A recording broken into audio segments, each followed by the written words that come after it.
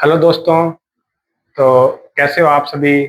I hope आपकी language journey बहुत अच्छी चल रही होगी। तो आपकी लैंग्वेज को बूस्ट करने के लिए हम वैडन टॉपिक को लेकर आए हैं। वैडन एक ऐसा टॉपिक है जो बेसिक से स्टार्ट होता है A1 लेवल से, और हर लेवल के अंदर ये अपडेट होकर आता रहता है। ठीक है, सबसे पहले बात करते हैं वैडन का मतलब क्या होता है।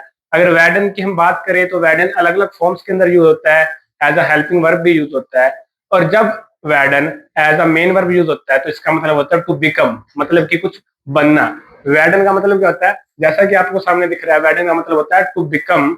और इसके बाद हम बात करते हैं कॉन्जुगेशन की। ठीक है, इसकी इसके साथ कॉन्जुगेशन रहती है वैडन की, वैड। किसी भी वर्ब के साथ अपने को सेंटेंस बनाना है तो अपने को सबसे पहले तो वर्ब की कॉन्जुगेशन पता होनी चाहिए। वर्ब की कॉन्जुगेशन पता होने से अपना काफी काम आसान हो जाता है। ये बात बहुत इजी है कि वर्ब कॉन्जुगेशन के कुछ रूल होते हैं। ठीक है, उन रूल के हिसाब से हम वर्ब कॉन्जुगेट कर सकते हैं। बट कुछ एक वर्ब जो होती है इरेगुलर होती है, वैडन भी उन्हीं में से एक है। इसकी जो कॉन्जुगेशन है वो कहीं ना कहीं रूल के हिसाब से नहीं चलती है, मतलब कि हमें इसकी कॉन्जुगेशन याद करनी पड़ेगी। याद करनी पड़ेगी तो देखते हैं इसके हिसाब से अगर बात करें तो कॉन्जुगेशन नॉर्मल है, इसमें कोई डिफरेंस नहीं है। वहीं अगर हम बात करते हैं डू के हिसाब से, तो डू के हिसाब से क्या है, इसमें एक्सेप्शन है। डू के हिसाब से कॉन्जुगेशन रहेगी इसकी वेस्ट। डू के हिसाब से इसकी कॉन्जुगेशन क्या रहने वाली है, वेस्ट। इसके बाद होता है हमारा सिंगुलर नेम होता है, कोई भी सिंगुलर नेम होता है, जैसे कि राम, श्याम, राधा, मोहन, या फिर हमारा एर, एस, या फिर स्मॉल वाला जो जी होता है। इन सभी के हिसाब से जो कॉन्जुगेशन रहती है वो रहती है हमारी वेट।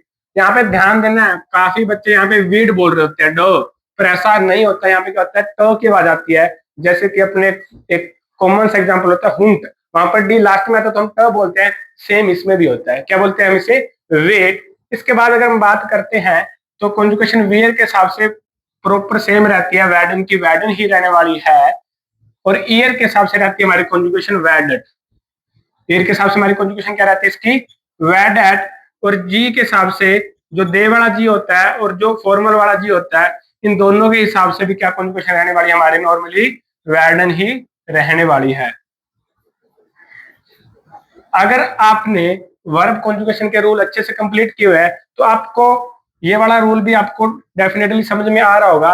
एक रूल होता है जब भी वर्ब स्टेम के एंड में, अब बात करते हैं वर्ब स्टेम होता क्या है। किसी भी वर्ब के पीछे से अगर हम ईएन हटा देते हैं तो हमें वर्ब स्टेम मिलता है। जैसे कि वैडन है, वैडन के पीछे से अपने ईएन को हटा दिया तो हमें क्या मिला, वैड। ठीक है, अगर किसी भी वर्ब स्टेम के एंड में डी या टी होता है तब हम क्या करते हैं, टी की जगह ईटी का यूज करते हैं। टी की जगह क्या लगाते हैं, फिर हम ईटी लगाते हैं। ठीक है, तो यही रूल का यहाँ पे यूज हो रहा है।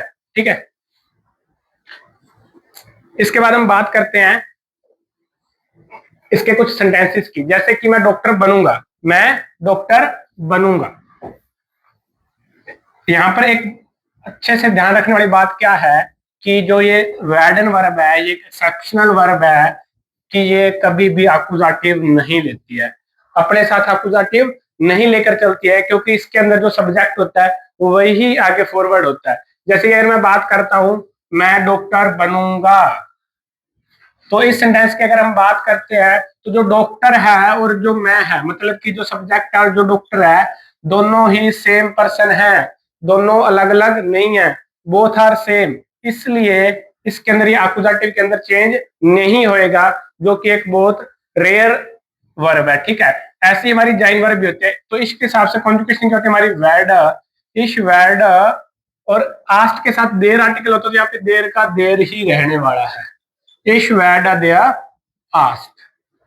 कॉमनली कई बार हम देयर को स्किप कर देते हैं, पर जब बात आती है उन वेस्टिंग आर्टिकल वाली टेबल की, मतलब कि आइन वाली टेबल की, तब हमें फिर थोड़ा सा अच्छे से देखना पड़ता है कि नॉमिनेटिव आएगा या अकुजाटिव आएगा। ऐसे ही अगर सेंटेंस की बात करते हैं तो हम अभी इसका एक यानाइन फ्रागा बना लेते हैं। जैसे कि क्या राधा टीचर बनेगी, क्या राधा टीचर बनेगी। यानी फ्रागा की बात करें तो उसमें वर्ब सबसे पहले नंबर पे आती है, तो राधा के हिसाब से कॉन्जुगेशन हो जाएगी हमारी वेट, वेट। इसके बाद क्या आता है हमारा, यानी फ्रागा के अंदर आता है हमारा सब्जेक्ट, वेट राधा आईना लैरिन, क्या राधा एक टीचर बनेगी।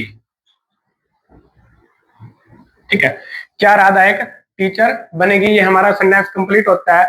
यहाँ पर हमें बात ध्यान में रखने की, जो आईना है, ये आईना कौन से वाला है?